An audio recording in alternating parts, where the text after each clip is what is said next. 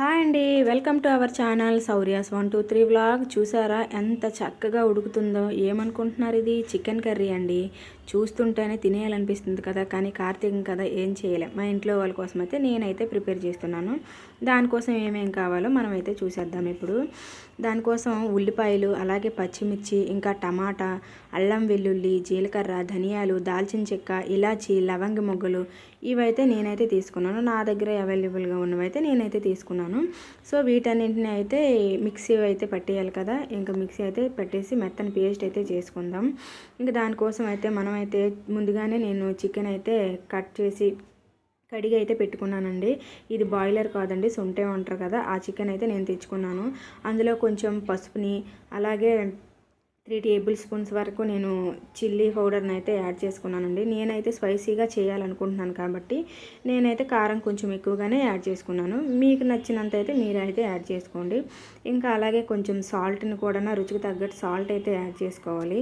ఇంకా చికెన్ మసాలా, ఆచి చికెన్ మసాలా అయితే ఫ్లేవర్ బాగుంటుంది, స్మెల్ కూడా చాలా బాగుంటుంది కాబట్టి నేనైతే కొంచెం చికెన్ మసాలా పౌడర్ని అయితే కూడా యాడ్ చేసుకున్నానండి. ఇంకా ఇదైతే మొత్తం ఇలా ముక్కలకైతే పట్టేటట్టు అయితే మొత్తం అయితే కలుపుకోవాలండి. బాగా ఇలా కలుపుకుంటే చక్కగా ముక్కలన్నిటికీ పడుతుంది కాబట్టి టేస్ట్ అయితే చాలా, ముక్కలు కూడా టేస్ట్గా ఉంటాయండి. ఇంకా నా వీడియోని అయితే మీరైతే సబ్స్క్రైబ్ మాత్రం చేసుకోండి నా ఛానల్ని. వీడియోని చూసి లైక్ చేయండి, షేర్ చేయండి, కామెంట్ అయితే పెట్టండి. ఏదో ఒక కామెంట్ అయితేనే పెట్టండి. మీరు ఆ కామెంట్ రూపంలో నాకు తెలియజేస్తేనే నేనైతే ఇంకా ఎలా ఉంటుంది, ఎలా చేయాలి అనే దాన్ని బట్టి నేనైతే డిసిషన్ తీసుకుంటాను. ఇంకా అందులోనే అల్లం వెల్లుల్లి పేస్ట్, అలాగే కొంచెం పెరుగు కూడా యాడ్ చేసుకోవాలండి. పెరుగు వేసుకుంటే కర్రీ అనేది చాలా టేస్టీగా ఉంటుంది. సో ఇలా నేనైతే కొంచెం ఒక 5 టేబుల్ స్పూన్ వరకు అయితే పెరుగు అయితే తీసుకున్నాను. ఇలా పెరుగుని తీసుకొని మొత్తం ఇలా అయితే ముక్కకు పట్టేటట్టు అయితే కలుపుకోవాలి. దీన్నైతే మీరు ఒక 20 మినిట్స్ అలా మ్యాగ్నేట్ చేసుకోవచ్చు. నేనైతే ఇది కుక్కర్లో అయితే కుక్ చేద్దాం అనుకుంటున్నాను కాబట్టి నేనైతే మ్యాగ్నేట్ చేసి ఎక్కువసేపు అయితే ఏమీ ఉంచలేదండి. వెంటనే అయితే కర్రీ అయితే ప్రిపేర్ చేసుకున్నాను. చూసారా ఎలా అయితే మొత్తం కలిపెట్టుకుని ఉంచుకున్నాను. ఇంకా దానికోసం నేనైతే స్టవ్ మీద ఒక కుక్కర్ అయితే పెట్టుకున్నానండి. కుక్కర్ పెట్టుకొని కొంచెం హీట్ అయ్యాక అందులోనే కొద్దిగా ఆయిల్ అయితే వేసుకోవాలి.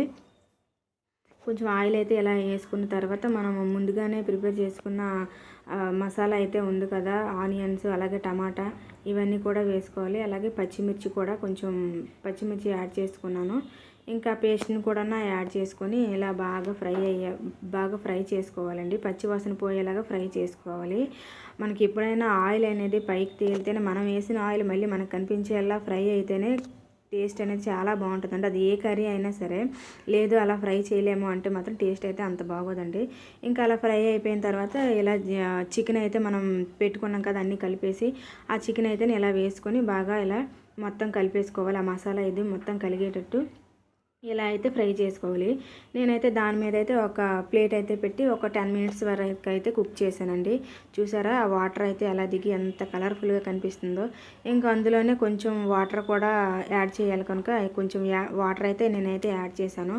ఇంకా చికెన్ అంటే కొత్తిమీర లేకుంటే ఎలా చెప్పండి. సో కొత్తిమీర కట్ అయితే ఉండాల్సిందే, పడాల్సిందే. సో కొత్తిమీరని అయితే నేనైతే కొంచెంగా చిన్న చిన్న ముక్కలుగా కట్ చేసుకుని ఇలా అయితే వేసుకున్నాను. ఇంకా లిడ్ అయితే పెట్టేసి ఒక 6 విజిల్స్ వరకు అయితే నేనైతే పెట్టుకున్నాను. సో చూసారా కర్రీ అయితే రెడీ. ఇలా ఉంటుందండి. ముక్క చిదిమితే అసలు ఎంత సాఫ్ట్గా అయిపోయిందో. చిన్నపిల్లలు కూడా ఎంత చక్కగా తింటారో. మా పిల్లలు అయితే ఇలా మెత్తగా ఉంటే తింటారు కనుక నేనైతే ఇలా చేసుకున్నానండి. వీడియోని అయితే లైక్ చేసి, షేర్ చేసి, కామెంట్ చేయండి. సబ్స్క్రైబ్ మాత్రం చేసుకోండి.